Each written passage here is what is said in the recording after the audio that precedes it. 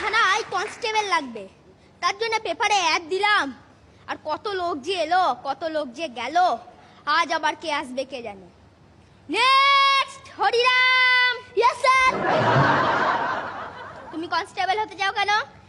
আগে স্যার, তার আগে আপনি বলুন, আপনি কেন ইন্সপেক্টর হতে চেয়েছেন? ওই সারা জীবন বসে বসে খাবো বলে?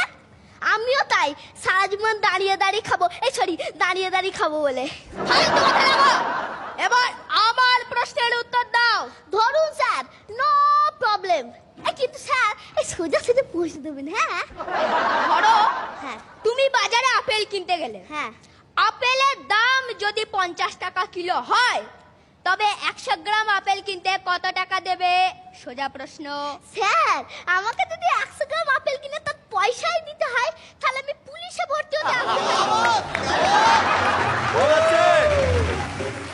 আর বাজারে যদি আমি যাই, স্যার শুধু হুকুম করুন, পেটি পেটি আপনার পায়ের সামনে এনে ফেলে দেবো। এই আপনি দাম দিতেন কেন? হরিরাম, তুমি বিয়ে করেছো? কবে? তোমার বউ তো পুলিশে নেই। এই না, তাহলে ওই 100 গ্রাম আপেল যদি তোমার বউ কেনে, তাহলে কত টাকা দেবে? স্যার আপনার থেকে আমার বউকে আমি খুব ভালো করে চিনি, বাজার করতে খুব ভালোবাসে, খুব হিসাবি। সে বাজারে গিয়ে আগে 100 গ্রাম আপেলের দাম জিজ্ঞেস করে নেবে, তারপর দাম দেবে। আচ্ছা বাজারে যদি তোমার ভাই যায় তো?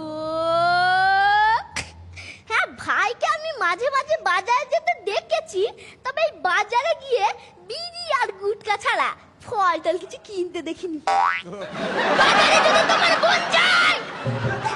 আমার একটা মাত্র বোন ছিল, তার কবে বিয়ে হয়ে গেছে। সে 100 গ্রাম আপেলের দাম কত দেবে সে জানে, আর তোর বর জানে, আমি কিছু জানি না। বাজারে যদি তোমার বাবা যায়? উনার দাঁত নেই, উনি কলা খান, আপেল খান না। আচ্ছা স্যার, চাকরি পেলে মাইনে তো দেবেন একজনকে, তা গোটা ফ্যামিলিকে বাজারে পাঠিয়ে দিচ্ছেন? ওকে হরিরাম, ফ্যামিলি বাদ। আচ্ছা ধরো কোনো সাধারণ লোকই বাজারে যায়, তাহলে ওই 100 গ্রাম আপেলের দাম কত দেবে? Answer me, answer me. Sir আপনারা সাধারণ মানুষদেরকে আপেল খাওয়ার অবস্থায় রেখেছেন? তা তো ফুটপাতে আপেল বেচে, আপেল কিন্তু তো হাইপার স্পেশাল লোকরা। আচ্ছা যদি কোনো স্পেশাল লোকই যায় তো? প্রথম কথা, যদি স্পেশাল লোকই হয় উনি বাজারে যাবেন কেন? উনার চাকর বাকর দেখে পাঠাবে।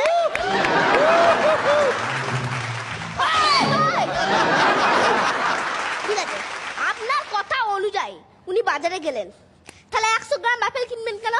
পেটি পেটি কিনবে।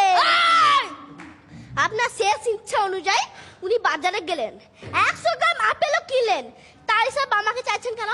তার হিসাব দেবেন উনার সিএ, উনার পিএ, যাকে উনি টাকা দেন।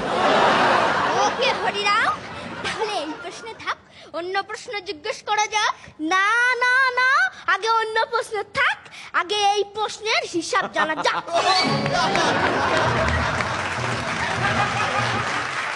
হরিরাম, তোমার কোনো বন্ধু আছে? হ্যাঁ, নাম বলরাম। সে কি আপেল খায়? কিনে খায় না দিলে খায়। আচ্ছা স্যার, আপনার কি আপেলের বাগান আছে? না যাকে পাচ্ছেন তাকে আপেল খাই যাচ্ছেন, খাই যাচ্ছেন, খাই যাচ্ছেন? Answer me. Okay cool cool baby cool. Balram বাজারে গিয়ে পকেট থেকে 5 টাকা বের করে ফলালাকে দিয়ে বলল, এই টাকায় যতটা আপেল হয় ততটা দাও। আরে যতটা মানে কতটা?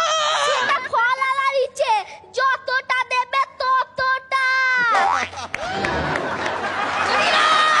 তুমি 100 গ্রাম আপেল নিয়ে যা তা করছো। স্যার প্রথম থেকেই আমার এই প্রশ্নটা অপছন্দ ছিল। পৃথিবীর যত প্রবলেম তার মূলে ওই আপেল। স্যার সেদিন যদি আদম আর ইভ আপেল না খেত, না আমি এখানে আসতাম, না আপনি, না 100 গ্রাম হতো, না 50 টাকা, না আপনি ছাড়াতেন, না আমি হতাম হরিরাম, না জয়রাম জয়রাম। তোর চাকরি পাকা। কারা তো দুঃসাধ্য কেমন মতো ছেলেকে ঘাটা। Thank you sir. ছেলুট।